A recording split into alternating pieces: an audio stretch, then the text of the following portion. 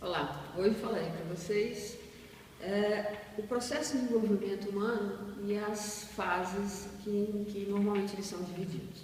É interessante a gente notar que, apesar da idade cronológica ser um marco delimitador para esse tipo de análise, a idade não deve ser considerada como a determinante do processo de desenvolvimento. Ou seja, o processo de desenvolvimento dividido nas fases de infância, adolescência, idade adulta e terceira idade, ele é marcado pelas faixas etárias. Então, por exemplo, na primeira infância, ela vem do 0 ano, ou seja, do nascimento, pós-recém-nascido, até a fase de 3 anos. A segunda infância, mais de 3 anos até 6 anos. E a terceira infância, mais de 6 até o início da adolescência, que varia de 10 a 12 anos para as meninas e de 12 a 14 anos para os meninos. Então, esses marcos cronológicos são apenas identificatórios, eles não são determinísticos, ou seja, nem todas as crianças que apresentam a idade de 4 anos têm todas as características ou apresentam todas as características próprias de alguém que esteja na segunda infância. Então, é necessário a gente entender que são marcos, mas que não são fixadores do processo de desenvolvimento. Lembrando Vygotsky, que há uma diferença entre o desenvolvimento real e o desenvolvimento potencial dessa criança. E mais ainda, o desenvolvimento real e potencial dessa criança comparado com os marcos que a gente tem nas nossas referências bibliográficas. E um adendo, essas referências bibliográficas, elas dizem respeito a uma população que não necessariamente corresponde à nossa em nível desenvolvimental. Ou seja, vocês viram em Gallup que ele coloca que por volta dos 6, 7 anos, grande parte das crianças já apresenta um nível maduro nas habilidades motoras fundamentais. E não necessariamente isso é verdade. As crianças têm condição, nesta faixa etária, nesse nível desenvolvimental, de apresentarem um nível maduro nas habilidades básicas, como por exemplo do correr, do saltar, do caminhar.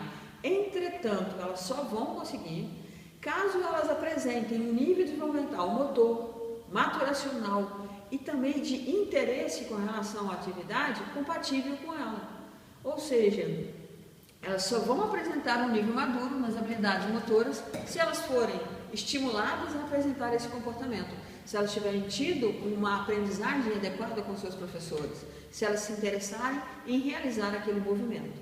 Então, quando a gente divide o processo desenvolvimental nas 3 infâncias, primeira infância, segunda infância e terceira infância, a gente considera que as crianças nessa fase apresentam determinadas características. Características essas que estão compartilhadas por grande parte das crianças. A gente percebe, por exemplo, que muitas das crianças hoje, por volta dos 10, 12 anos, já não têm um comportamento infantil. O comportamento delas é muito mais próximo de um adolescente do que de uma criança.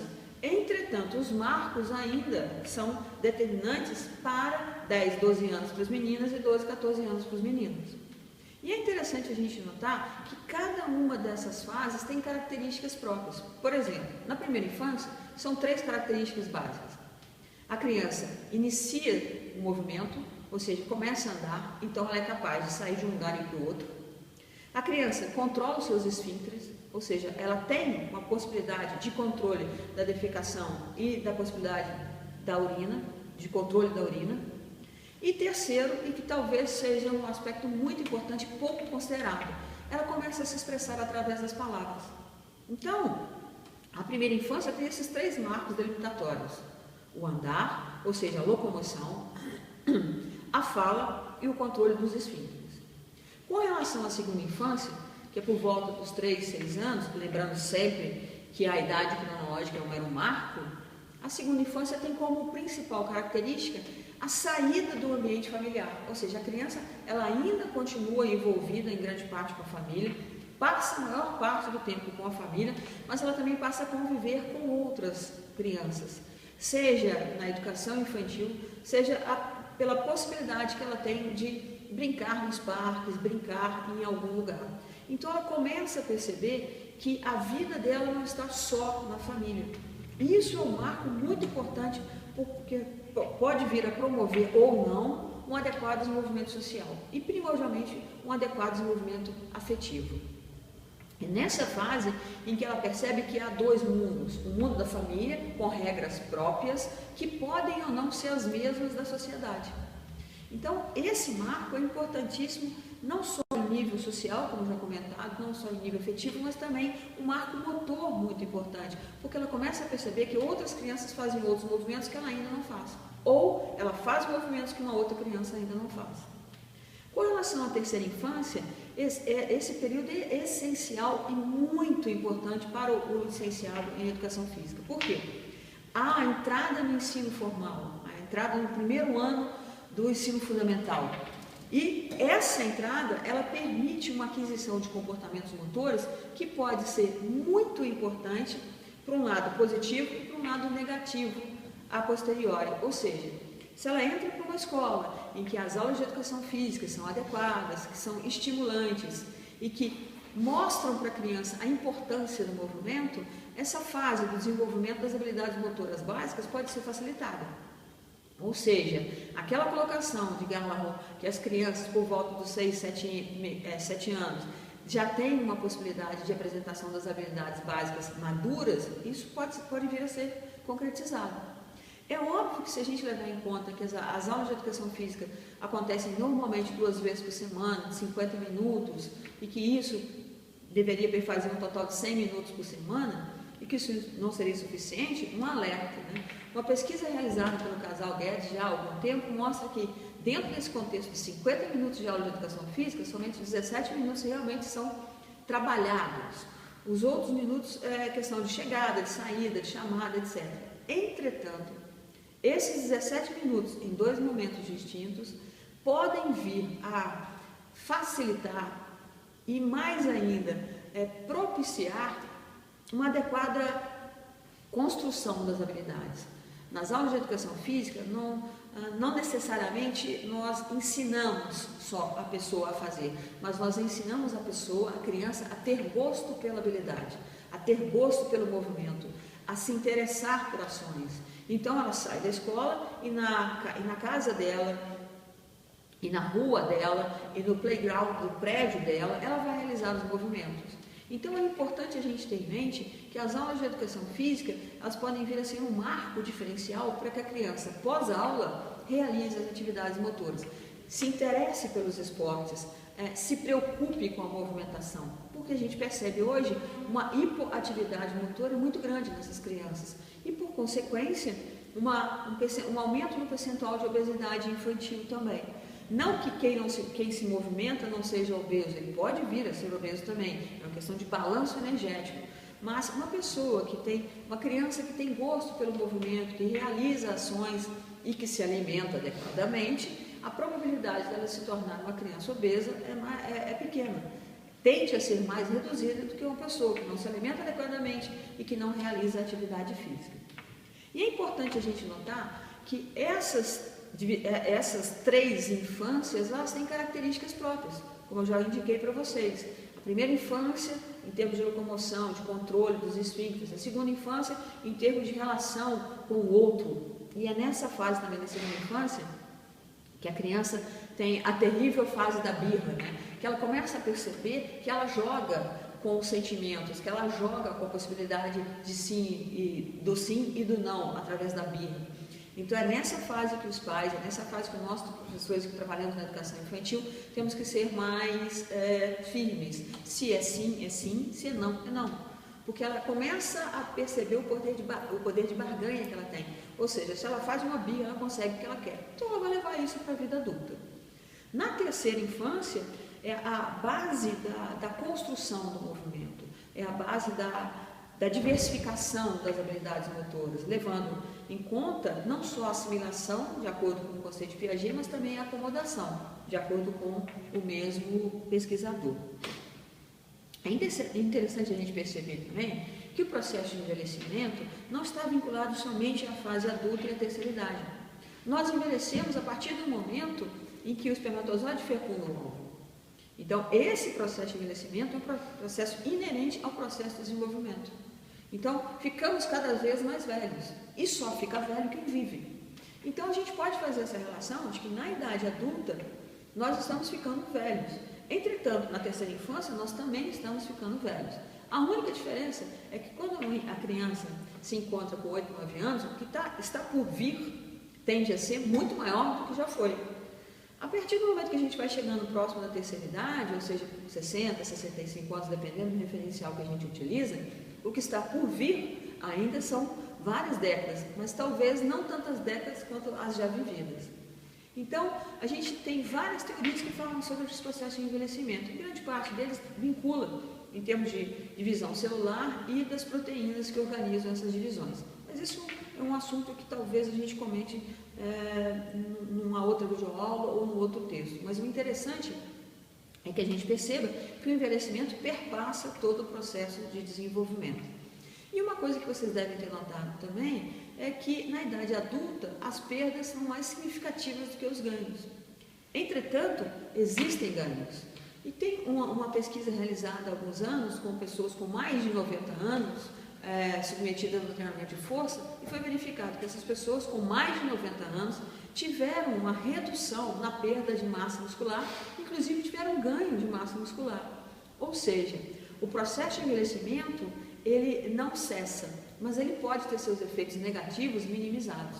É importante a gente perceber também que na idade adulta e terceira idade, há uma dificuldade de aprender novos conhecimentos, de aprender novas técnicas. Por que isso? Porque a gente já tem a nossa inteligência, os nossos conhecimentos cristalizados. E a gente aprende uma nova coisa, há como se fosse um embate entre o novo e o que já está assimilado, o que já está memorizado. Por isso que a gente demora um pouquinho mais, a gente sempre confronta as informações, mas não necessariamente que esse tempo, essa demora vai ser muito grande. Muito pelo contrário, ela pode ser cada vez menor a partir do momento em que a gente tem velocidade no confronto do que é apresentado hoje, do que a gente tem, do que é melhor para esse momento, e então a gente reorganiza as nossas memórias, reorganiza os nossos comportamentos e os nossos conhecimentos. Então, é interessante a gente notar que a nossa vida anterior, ou seja, a vida que eu tive quando criança, a vida que eu tive quando adolescente e na entrada da idade adulta, interfere no que eu sou hoje, interfere no que eu penso sobre, interfere inclusive nas minhas movimentações. Mas que isso deve ser levado em consideração no momento que nós estamos na escola ensinando alguém alguma coisa. E é interessante a gente frisar nesse alguém e alguma coisa. Vocês vão ver depois uma disciplina chamada aprendizagem motora, ministrada por uma professora muito, muito legal, que conhece bem sobre a temática e também muito modesta, que os processos mnemônicos envolvidos, os processos de memória envolvidos na aprendizagem, podem sofrer interferências e são responsáveis pela possibilidade de uma aprendizagem melhorada. Dito de outra forma, o que eu sei hoje interfere no que eu vou vir aprender amanhã. Eu, Selva. O que você sabe pode vir e vai interferir no que você vai saber amanhã. E essas interferências são distintas, porque a minha vida é distinta da sua, a minha memória é distinta da sua, as minhas prioridades são distintas das suas. Então, o que facilita a minha aprendizagem para alguma coisa é o que eu já tive e o meu interesse por. Pode ser que você não tenha essa aprendizagem que eu tive, pode ser que você tenha uma aprendizagem melhor do que eu apresento.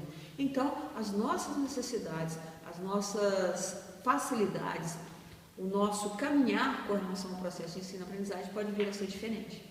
Então, essa é a grande dificuldade do professor, trabalhar com essa diversidade de entendimentos, trabalhar com essa diversidade de necessidades e estratégias de ensino-aprendizagem diferenciadas e, principalmente, trabalhar com esses diferentes níveis de desenvolvimento perante uma mesma tarefa. E é interessante a gente perceber também que o seu desenvolvimento pode ser muito adequado para uma determinada habilidade motora, mas completamente inadequado para outra habilidade. Bom, vocês sabem que a Rafaela, que é a nossa tutora, ela joga futsal. Então, no futsal, ela tem um desenvolvimento motor muito melhor do que o meu. Eu jogava handball. E apesar de eu ser bem mais velha do que a Rafa, muito provavelmente, eu ainda hoje sou capaz de jogar handball melhor do que ela. Porque a minha vida no handball é mais extensa do que a dela. Então, eu estou falando muito provavelmente. Porque a minha vida no handball é mais extensa do que a dela. E ela, com certeza, vai apresentar um rendimento no futsal melhor do que o meu, por dois motivos. Primeiro, as capacitações fisiológicas dela estão no ápice e a minha não. E ela vivenciou e vive o futsal. Então, notaram que o desenvolvimento dela, apesar dela ser mais nova do que eu, pode estar aquém ou além do meu, porque eu tive uma vivência. E ela teve uma outra vivência e tem capacitações fisiológicas mais adequadas a determinado tipo de esporte. Isso é muito importante para quando nós formos estruturar processos de ensino-aprendizagem dos esportes, da dança, das lutas, nas aulas de educação física, porque pessoas podem ter muita dificuldade para uma determinada habilidade, mas muita facilidade para outra. E o contrário também acontece. As pessoas podem ter muita facilidade para determinadas habilidades e pouca facilidade para outras. Então, aquela pessoa que teve uma dificuldade enorme pode vir a se tornar um grande executor de habilidades lá na frente. E aquele que teve muita facilidade não pode ter tanta facilidade. Dito de outra forma, o professor, a professora, tem que estar sempre atento que aquela criança, que até aquele momento foi muito bem, pode necessitar de você lá de forma mais incisiva. E aquele indivíduo que apresentou uma dificuldade muito grande, agora desenvolve naturalmente, quase naturalmente, melhor dizendo, né? Desenvolve com uma facilidade muito grande. Isso mostra o quê? Que nem sempre aquelas pessoas que têm dificuldade vão continuar tendo dificuldade. E o mais importante, nem sempre aquela pessoa que teve facilidade vai apresentar essa facilidade. Por que eu digo mais importante? É porque às vezes o professor relaxa um pouco com essa pessoa, relaxa um pouco com aquele que sempre se deu bem. E aí chega um momento que ele vai não continuar se dando tão bem assim. Então, eu sei que é difícil, nós temos 40 alunos em sala, e em momento algum eu disse que isso é uma situação fácil, mas eu digo que a preocupação do professor, da professora, com essa diversidade, com esses diferentes níveis desenvolvimentais, com esses diferentes níveis de performance, devem nortear todo o trabalho do professor de educação física e da professora, obviamente, também. Então, desejo que vocês tenham sucesso nessa disciplina, sucesso nas avaliações e, se for necessário, por favor, comuniquem com a Rafaela que providenciaremos uma outra videoaula. Obrigada, até a próxima.